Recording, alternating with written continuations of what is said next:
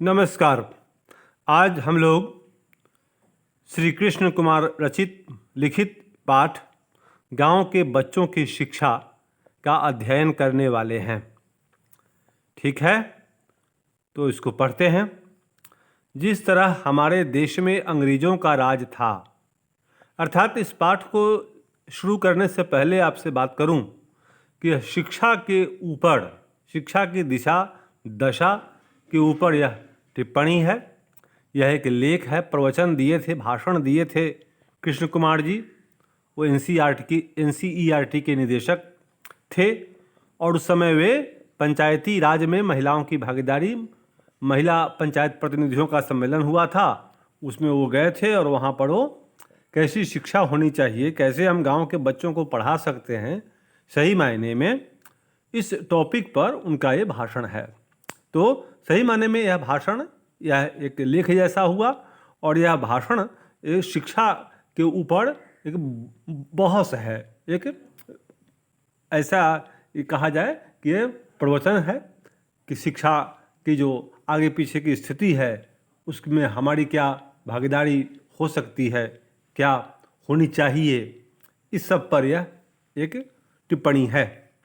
तो गांव के बच्चों की शिक्षा, ये पाठ का नाम हुआ। तो जिस तरह हमारे देश में अंग्रेज़ों का राज था, उसी तरह अफ्रीका के बहुत से हिस्सों में फ्रांस का राज था। ठीक है, जैसे हमारे देश में अंग्रेज़ों का राज था, उसी तरह अफ्रीका के बहुत से हिस्सों में फ्रांस का राज था। फ्रांस द्वारा शासित ऐसे ही पश्चिमी अफ्रीका के एक छोटे से देश में कमारा ले नामक एक लेखक हुए हैं। क्या नाम है लेखक का? कमारा ले। कहाँ के लेखक हुए? तो पश्चिम अफ्रीका के एक छोटे से देश में कमारा ले नामक एक लेखक हुए हैं। उन्होंने अपने बचपन पर एक पूरी किताब लिखी है। इस किताब आत्मकथा में बताया गया है कि किस तरह उन्होंने अपने गांव में प्राथमिक शिक्षा पूरी करने के बाद शहर में अपने चाचा के पास रहकर माध्यमिक शिक्षा पूरी की। इसके बाद राजधानी में उच्चतर माध्यमिक शिक्षा पूरी की। इसके बाद उनको एक प्रतियोगिता के लिए चुना गया। इस प्रतियोगिता में देश के सबसे होशियार बच्चों को चुना जाना था। उनमें से कुछ को उच्च शिक्षा के लिए फ्रांस भेजा जाना था। जिस तरह हमारे देश में विदेश जाना बहुत बड़ी चीज़ मानी जाती है, उसी तरह हमारे जैसे गुलाम रहे अन्य समाजों में भी यह गौरव की बात मानी जाती है। विदेश में जाकर के पढ़ना, ये गुलाम जो देश रहे हैं वहाँ के समाजों में गौरव की बात मानी जाती है। ये कृष्ण कुमार का विचार है, यहाँ पर उन्होंने बोला। आखिर वह दिन आया जब कमारा ले को अपने रिश्तेदारों से विदा लेनी थी। उस ज़माने में हवाई जहाज़ से विदेश जाना और भी बड़ी बात थी। कमारा को अपने माता पिता, रिश्तेदारों, घर के तमाम लोगों से विदा लेने के लिए गांव आना पड़ा। अपनी आत्मकथा के अंतिम अध्याय में उन्होंने इस मार्मिक दृश्य का वर्णन किया है। अपने चाचा, मामा, मौसियों तथा चाचियों से विदा लेने में उनको कोई खास दिक्कत पेश नहीं आई। सभी लोगों ने उन्हें अपना आशीर्वाद दिया। सभी लोग उनकी इस उपलब्धि पर गौरवान्वित महसूस कर रहे थे। इसके बाद गांव के अन्य लोगों से भी उन्होंने विदा ली, लेकिन इस तमाम भीड़ में कहीं उनकी माँ दिखाई नहीं दे रही थी। कमारा के पास बहुत समय नहीं था, उन्हें गांव से बहुत दूर जाना था। वे माँ को उस भीड़ में खोजने लगे और आखिर उन्हें अपनी झोपड़ी के अंदर पाया। वो रो रही थीं। कमारा ने वहां पहुंचकर माँ से आशीर्वाद मांगा, लेकिन माँ की सिसकियां रुक ही नहीं रही थीं। कमारा ने कहा कि तुम अगर अब भी नहीं बोलोगी तो मैं तुमसे विदा कैसे ले पाऊंगा। फिर जो शब्द माँ ने रोते हुए कहा, वह कमारा ले ने अपनी पुस्तक के अंतिम पृष्ठ पर अंकित किए हैं। यह किताब उन लाखों अशिक्षित माँओं को समर्पित है जो अफ्रीका के खेतों में काम करती हैं। मैं हूबहू तो उन शब्दों को नहीं रख सकता, लेकिन जितना मुझे याद है वह इस प्रकार था। बेटा, जिस दिन तुम इस गांव की प्राथमिक शाला में पहली बार गए थे, उसी दिन मुझे मालूम पड़ गया था कि तुम इस गांव में नहीं टिक पाओगे। तुम्हारे पिता और तुम्हारे चाचा से मेरे यह लाख कहने पर भी कि इस बच्चे को मत पढ़ाओ, यह बच्चा हमारे गांव में नहीं टिकेगा, उन्होंने मेरी बात नहीं मानी। मुझे मालूम था कि तुम इस देश में नहीं रुक पाओगे और हमारे लिए कुछ नहीं कर पाओगे, क्योंकि तुम उस प्राइमरी स्कूल में गए, इसलिए तुम हमारे बीच में नहीं रह पाओगे। लेकिन इन लोगों ने मेरी एक नहीं सुनी। आज का यह दिन मुझे इसलिए देखना पड़ रहा है क्योंकि इन लोगों ने मुझे धोखा दिया। तुम आज मुझसे विदा ले रहे हो, तुम बहुत पहले ही मुझसे विदा ले चुके हो। तुम्हारे मामा, चाचा, पिता सब ने तुम्हें मुझसे ही नहीं बल्कि पूरे गांव, पूरे समाज से छीन लिया है। तुम्हें जहाँ जाना है जाओ।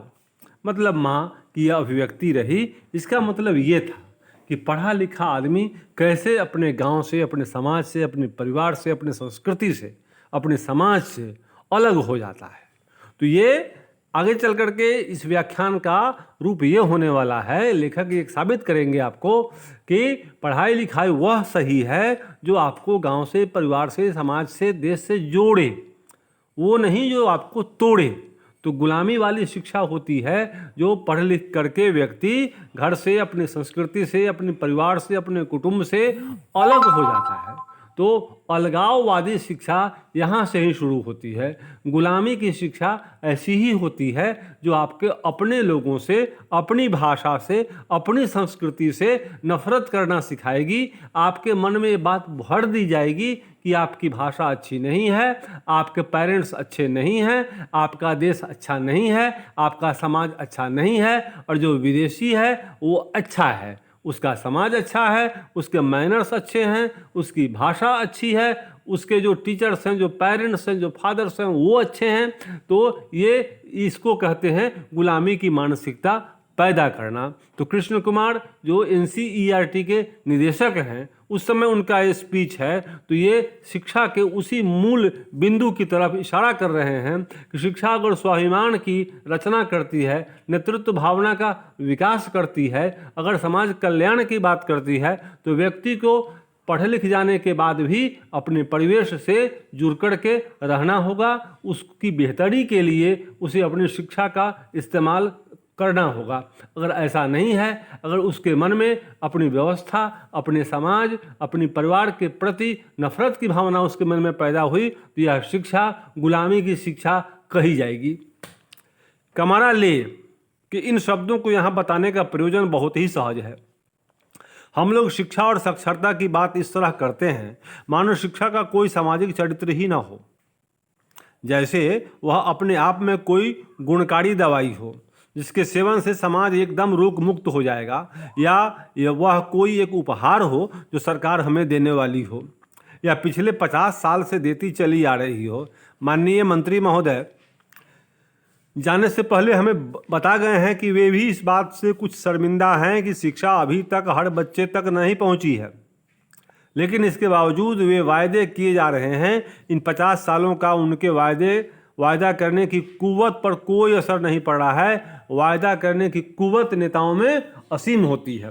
वो वायदा करते हैं, वायदा करने में मास्टर होते हैं, करने भले ही वह पूरा हो चाहे ना हो। आज शिक्षा का बहुत ही प्रतिकूल सामाजिक चरित्र उभर आया है। प्रतिकूल सामाजिक चरित्र उभर आया है।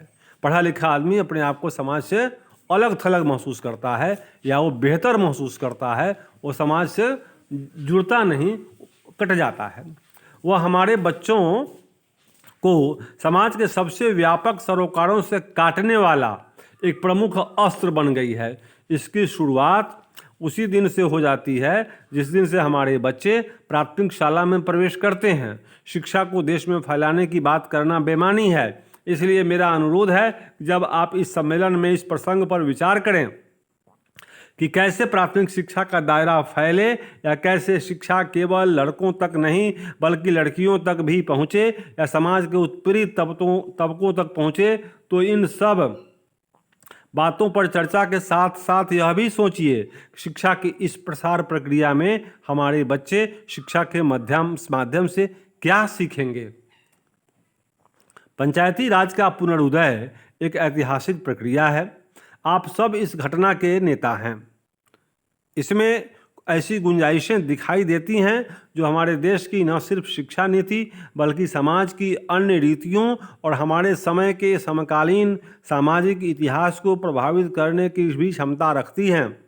लेकिन हमें यह नहीं भूलना चाहिए कि यह घटना एक ऐसे वक्त में घट रही है जब देश में बहुत कुछ ऐसा हो रहा है जो अत्यंत विनाशकारी है। पंचायती राज के इस नए अभ्युदय का राजनीतिक, सामाजिक, आर्थिक व सांस्कृतिक संदर्भ किसी से छिपा नहीं है। मैं आपके सामने केवल 2-4 उदाहरणों से इस संदर्भ का उल्लेख करना चाहूँगा। हमारे सामने एक ऐसी परिस्थिति है जिसके तहत पूंजीवाद आज देश के कोने कोने में पहुंच रहा है। आज जिसे आर्थिक उदारीकरण या आर्थिक सुधार कहा जाता है, वह प्रक्रिया दरअसल जमीन, जंगल, पानी, खनिजों और अन्य मानव संसाधनों को आम आदमी से छीनकर कुछ पूंजीपति घरानों तथा विदेशी कंपनियों के हवाले कर देने की है। इस सच्चाई को हमारे सांसद और मंत्रीगण पिछले कई वर्षों से छिपा रहे हैं, लेकिन देश के कोने कोने में जहां लोग अब भी अपनी ज़मीनों से उखाड़े जा रहे हैं, अपने बच्चों से दूर जाकर रोजी रोटी कमाने के लिए विवश हो गए हैं, वहाँ इस परिस्थिति में रहने वाले हर व्यक्ति को पता है कि देश किस दौर से गुजर रहा है और इस बात का भी संकेत उन्हें मिल चुका है कि इसका मतलब क्या है, उनका भविष्य क्या है। हम देखते हैं कि जगह जगह स्थानीय प्रतिरोध की लड़ाइयाँ चल रही हैं। इन लड़ाइयों में नीचे से ऊपर तक न्याय मांगने की प्रक्रिया सक्रिय है। न्यायालयों के दरवाजे खटखटाए जा रहे हैं, कहीं चैन नहीं है। सारे देश में खलबली सी मची हुई है, लेकिन इस खलबली का कोई प्रतिबिंब हमारी संसद में दिखाई नहीं देता। वहाँ आज भी लोग हंस रहे हैं, एक सरकार को बदलकर दूसरी सरकार ला रहे हैं, मतदाताओं को बंधुआ मजदूरों की तरह बार बार मत देने के लिए विवश कर रहे हैं। यह राजनीति की मुख्य धारा है। इस परिस्थिति में लगता है कि देश अपनी सार्वभौमिक स्वतंत्रता खो बैठेगा। राजनीति के मंच पर नज़र दौड़ाएं। आप सभी चुनकर आए हुए लोग हैं। ये भाषण जहाँ हो रहा है वहाँ महिला पंचायत प्रतिनिधि हैं। आपको पता है कि किस तरह हिंसा और अपराध राजनीति का हिस्सा बन चुके हैं। पंचायती राज के चुनावों में भी जगह जगह विशेषकर महिलाओं और अन्य उत्पीड़ित वर्गों के सदस्यों को हिंसा का शिकार होना पड़ रहा है। जैसे जैसे हम राजनीति की इस कड़ी में आगे बढ़ते हैं, हिंसा का चरित्र उतना ही सघन दिखाई पड़ता है। इन नेताओं के सामने इस समाज की शिक्षा, स्वास्थ्य तथा नई नीतियों की बात करना एकदम बेमानी है। यह सामाजिक हिंसा सिर्फ राजनीति में ही नहीं बल्कि सामाजिक संबंधों में भी फैल रही है। इस सामाजिक हिंसा का महिलाएं सीधे शिकार बनती हैं। साथ में हमारे समाज के तमाम कामगार, आदिवासी, छोटे किसान, मजदूर जगह जगह इस हिंसा को सह रहे हैं, जो पूंजीवादी शासन और एकदम भ्रष्ट एवं अप्रासंगिक हो गई राजनीति के साथ साथ राजनीति की मुख्य धारा में भी शामिल हो गई है। इस परिस्थिति में पंचायती राज का उदय हुआ है। यह एक बहुत बड़ा अंतर्विरोध है, परंतु इसमें यहाँ जहाँ एक तरफ चिंगारी और रोशनी झांकती है, वहीं ढेरों आशंकाओं का अंधेरा भी दिखाई देता है। प्रश्न उठता है कि यह पंचायती राज चलने भी दिया जाएगा या नहीं। हमें यह मालूम है कि अभी तक हर प्रदेश में पंचायतों के चुनाव नहीं हो सके हैं। हमें मालूम है कि ऐसे महत्वपूर्ण अधिकार जिनमें देश की सबसे शोषित जनता का सुधार छिपा हुआ है, पंचायतों को नहीं दिए गए हैं। मसलन खनिजों के इस्तेमाल को लेकर ग्राम सभाएं केवल चर्चा कर सकती हैं। किसी कंपनी को इन खनिजों को न सौंपा जाए, इस बारे में निर्णय लेने का अधिकार उन्हें नहीं है। यही स्थिति जल, जंगल और जमीन के बुनियादी अधिकार को लेकर भी है। कुछ प्रदेशों में पंचायतों को मामूली सी मुद्दों पर चंद अधिकार सौंपे गए हैं। ये अधिकार भी महत्वपूर्ण हैं। हम मानते हैं कि हमें इनका इस्तेमाल करना है, लेकिन सच्चाई यह है कि स्थानीय स्तर पर जितनी बड़ी खलबली हमारे देश में मची है, उसे किसी भी प्रकार से नियंत्रित करने की स्थिति में आज हमारी पंचायतें नहीं हैं। यद्यपि आलंकारिक रूप से पंचायतों को भारतीय लोकतंत्र की सबसे बड़ी उपलब्धि बताया जा रहा है। आलंकारिक रूप से अलंकार के रूप में कहा जा रहा है कि पंचायतें वो हैं, लेकिन इनमें जो लोग सत्ता में काबिज हो रहे हैं, वही लोग हैं जो सक्षम हैं, अर्थात पूंजी वाले हैं, पैसा वाले हैं, जिनके पास धन बल के साथ बाहुबल भी है, जो प्रचार करने में सक्षम हो पाते हैं। इस समूचे परिदृश्य में प्राथमिक शिक्षा को अधिक कारगर बनाने की जरूरत एक बहुत बड़ा सवाल है।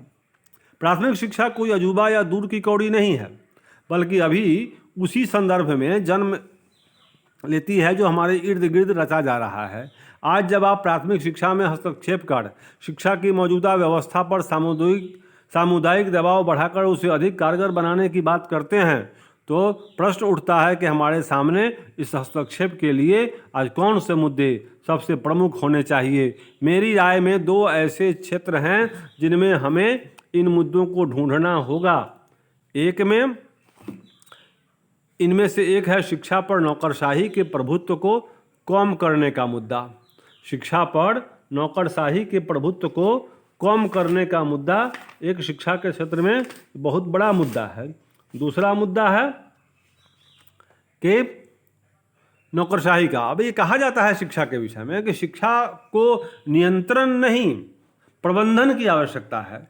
आप बिल्डिंग बना कर दें, इंफ्रास्ट्रक्चर दें, स्कूल के लिए ज़मीन दें, बिल्डिंग बनाएं, शिक्षकों की नियुक्ति करें, शिक्षकों को सम्मानजनक वेतन दें, ये सब चीज़ है। तो शिक्षा का सुधार तभी होगा जब प्रबंधन होगा। लेकिन सरकार प्रबंधन करने के बजाय नियंत्रण करती है शिक्षा को, जो गलत है, और इसके लिए शिक्षा में सुधार हो नहीं पा रहा है।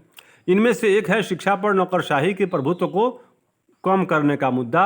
अगर हमारे देश में बड़े बड़े कमीशनों और कमेटियों द्वारा सुझाए गए शैक्षिक सुधार एक के बाद एक असफल रहे हैं तो इसके पीछे एक बहुत बड़ा कारण हमारी शिक्षा पर हावी अफसरशाही है, जिसका अनुभव आपको पंचायतों में काम करते हुए हो गया होगा। तो तालीम से मुखातिब होने पर पाया जाता है कि नौकरशाही का शिकंजा अच्छे से अच्छे सुझावों और संभावनाओं को कुचल देता है, क्योंकि कोई अफसर नहीं चाहता कि उसकी ताकत कम हो। नौकरशाही के खिलाफ इस संबंध में प्राथमिक स्कूल का अध्यापक आपका साथी है, शत्रु नहीं।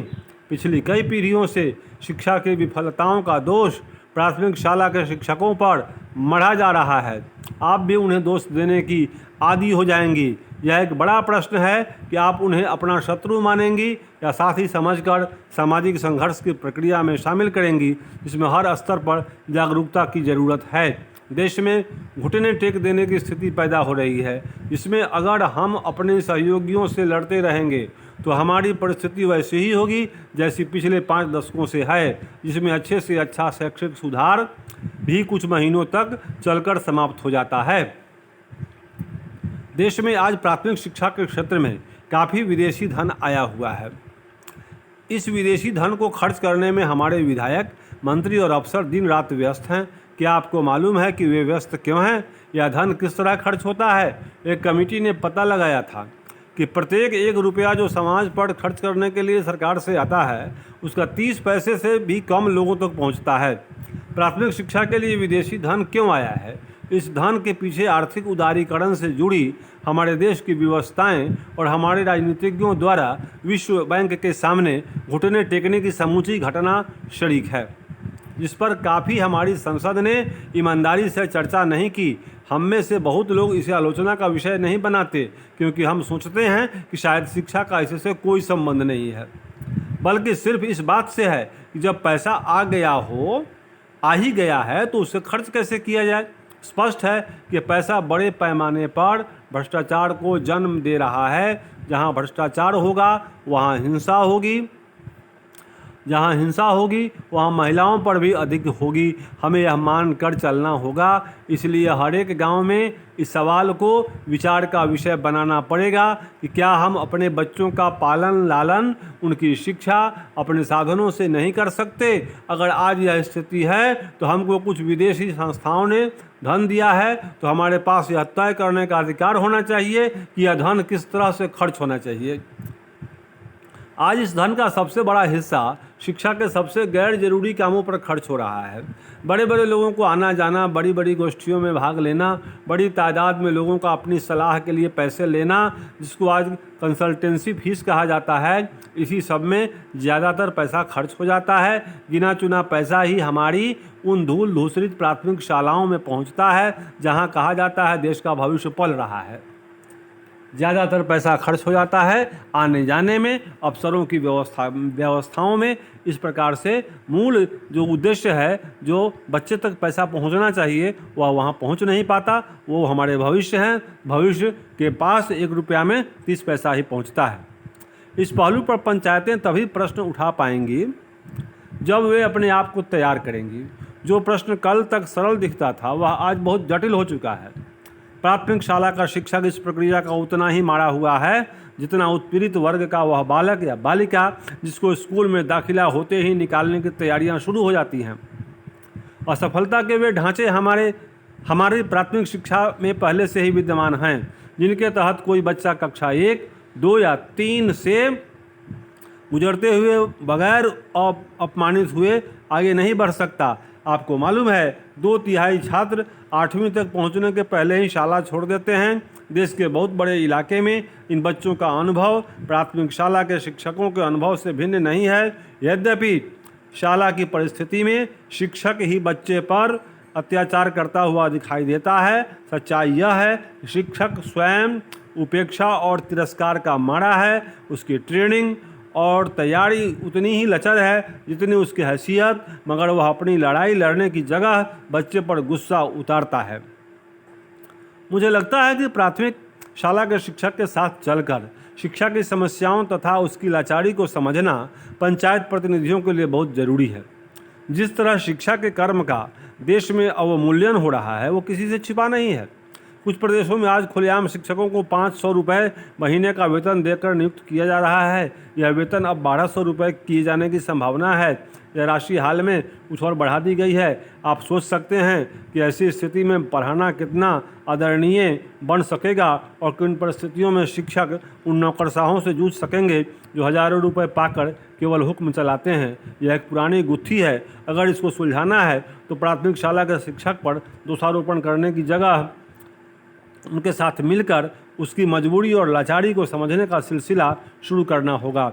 आज भी आप देखिएगा जो नियोजित शिक्षक बहाल हुए हैं, आज की बात कर रहे हैं, उनको वेतनमान नहीं मिला है। जो पुराने शिक्षक हैं उनके वेतन में और जो नए शिक्षक बहाल हुए हैं उनके वेतन में ज़मीन आसमान का फ़र्क है। तो इस हाल में शिक्षा कहाँ से अच्छी होगी? शिक्षा तो बस वही है, विदेशी धन से चल रहा है। तो विदेशी जो कहते हैं उनकी मर्जी से व्यवस्थाएं होती हैं ताकि शिक्षा का मूल रूप से सुधार न हो और मूल रूप से देश का विकास न हो। यह देश सिर्फ आयातित माल के भरोसे निर्भर रहे और इस देश में उत्पादन शून्य हो, कंपनियां नहीं लगे, उत्पादन न हो, आम आदमी बेकार रहे, सिर्फ वोट देने भर उसका काम रहे। इसके अलावा नौकरी के लिए वो विदेशों की यात्रा करके फख्र महसूस करे।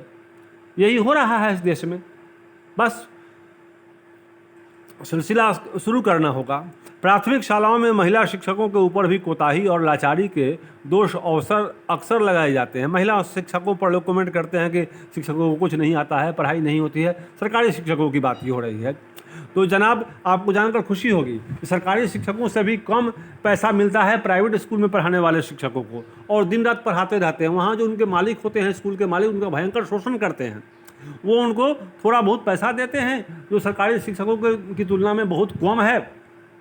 उन्हें बार बार इस बात का एहसास कराया जाता है कि आपको सरकारी नौकरी नहीं हुई, लेकिन वो पढ़ा रहे हैं दिन रात। रिजल्ट अच्छे होते हैं प्राइवेट स्कूल्स के, क्योंकि शिक्षक वहाँ दिन रात मेहनत करते हैं और बदले में उनको पैसा सरकारी शिक्षकों से भी कम मिलता है। हकीकत यही है, सच यही है। स्वयं संगठित होकर आपके साथ आएंगे कौन? शिक्षक लोग। शिक्षा को ताकतवर वर्गों की विचारधारा के प्रचार के रूप में इस्तेमाल करने की एक दूसरी परिधि है। इसके भीतर शिक्षा का सामाजिक चरित्र निर्धारित होता है। आज जिस शिक्षा को फैलाने की बात की जा रही है उसके पाठ्यक्रम को पढ़ाने के लिए इस्तेमाल की जाने वाली पाठ्यपुस्तकों पर गौर करें तो आप पाएंगी कि पाठ्यक्रम को पढ़ाने के लिए इस्तेमाल की जाने वाली पाठ्यपुस्तकों पर गौर करें तो आप पाएंगी कि पाठ्यक्रम में कहीं भी ग्रामीण समाज की छवि नहीं है। यह पाठ्यक्रम पूरी तरह से समाज के शासक वर्गों के जीवन को प्रस्तुत करता है। इस शिक्षा के जरिए उन्हीं की जीवन शैली, विचार, सपने और अरमान हमारे बच्चों तक पहुंचाए जाते हैं और इसीलिए ऐसी परिस्थिति पैदा होती है कि कोई होशियार बच्चा गांव में नहीं टिक सकता। कमारा ले की तरह उसको भी गांव छोड़कर शहर और शहर छोड़कर राजधानी तथा राजधानी छोड़कर विदेश जाना पड़ता है। इस पाठ्यक्रम की छवि की विसंगतियों को गहराई से समझने पर पाएंगे कि विकास की जो प्रक्रिया 40-50 वर्षों में, खास तौर पर पिछले 30 वर्षों में चली है, से उसका सबसे महत्वपूर्ण अंतर्विरोध शिक्षा में ही केंद्रित है। शिक्षा ही पलायनवादी बनाती है। घर छोड़ के बाहर जाओ, शहर में जाओ, शहर छोड़ के और बड़े शहर में जाओ, उसको भी छोड़ कर राजधानी में जाओ, उसको भी छोड़ कर देश से बाहर चले जाओ, तुम्हारा पूर्ण विकास हो गया। यही है देश से भगाने की साजिश, यही है। इसीलिए विदेशी धन देश में शिक्षा में लगाया जाता है। इन्हीं शर्तों को स्वीकार करके शिक्षा की ऐसी व्यवस्था की जाती है कि पढ़ा लिखा आदमी अपने समाज से बिल्कुल अलग थलग पड़ जाए, कोई सामाजिक एकता न रहे और समाज और यह देश एक कमजोर देश, लुंज पुंज शासन वाला देश बन के रहे और यहाँ के शासक वर्ग के लोग सिर्फ दलाली करें। उनको सिर्फ विदेश से जो अनुबंध होगा, विदेश से जो माल आएगा, जो विदेशी कंपनियां होंगी, उनको पैसे देंगी, वो चुनाव लड़ेंगे और जनता सिर्फ वोट दे करके अपना काम, जनतांत्रिक अधिकार अपना संपन्न समझेगी। यही है शिक्षा, ऐसी ही शिक्षा हो रही है। यही कहना है कृष्ण कुमार जी का, जो NCERT के निदेशक थे जिस समय ये उनका स्पीच हुआ। संभव है इस सभा में कहीं टिमरनी से आई साधना बहन बैठी हों, जिन्होंने कुछ समय पहले एक लेख लिखकर हरित क्रांति द्वारा प्रोत्साहित सोयाबीन की खेती के दुष्प्रभावों पर टिप्पणी की थी। उनके अनुसार हरित क्रांति के नाम पर जो प्रक्रिया 60 के दशक में शुरू हुई थी, उसके चलते एक तरफ गांव में गरीबी और विषमता बढ़ी है, तो दूसरी तरफ अमीर लोग पहले से अधिक अमीर हुए हैं। इस हरित क्रांति की वजह से हमारे गांव की ज़मीनें बर्बाद हुई हैं। नई नई फसलें जिनका हमारे देश की आबो हवा से कोई संबंध नहीं था, नकदी फसलों का प्रलोभन बताकर बोई गई। जैसे स्ट्रॉबेरी की खेती करवाते हैं कृषि विभाग वाले। क्या होता है जनाब, वो जीरो टिलिंग विधि से खेती करने का तरीका बताते हैं। जो किसान है वो भली भांति समझता है कि खेत जुताई करने के बाद जो उपज होती है वो जीरो टिलिंग में कभी नहीं होती है, लेकिन बताया जाता है। तो ये ऐसी बकवास फसल जो यहाँ के लिए नहीं है वो उगाई जाती है, वो कृषि विभाग के अफसर बताते हैं और खेती करवाते हैं, ताकि किसान लगातार घाटा से घाटा, हर साल उसको घाटा मिले, ताकि अंततः वो खेती छोड़कर कोई और पेशा करे। उन फसलों की बदौलत जिनमें सोयाबीन प्रमुख है, देश की मिट्टी कई जगहों पर एकदम अनुर्वर होने के करीब पहुंच गई है। रासायनिक खाद और कीटनाशकों के प्रयोग से पानी और मिट्टी के विषैले होने का खतरा है। यदि हम पर्यावरण, प्रकृति संरक्षण और समाज में समता के मूल्यों को स्थापित करने की बात नहीं करेंगे तो शिक्षा इस विनाश को और भी तेज़ी से फैलाएगी। एक शिक्षक के नाते ऐसा कहते हुए आपके सामने मुझे कष्ट तो बहुत होता है, पर संकोच नहीं, क्योंकि आप ही शायद अब भारत में निर्णय प्रक्रिया की वह तह हैं जहाँ पर कोई नई बात कही जा सकती है, वरना ऊपर के स्तरों पर तो मंत्रियों की चाटुकारिता और विभागीय अफसरों के तलवे चाटने की प्रक्रिया में ही शिक्षा दर्शन खत्म हो जाता है। आज इस बात को आप ही नए सिरे और निचले स्तर से शुरू कर सकती हैं। कितनी बड़ी उम्मीद है उनको इन महिला प्रतिनिधियों से। तो ये बहुत बड़ा टॉपिक हो जाएगा, तो इसके बाद इसे दूसरे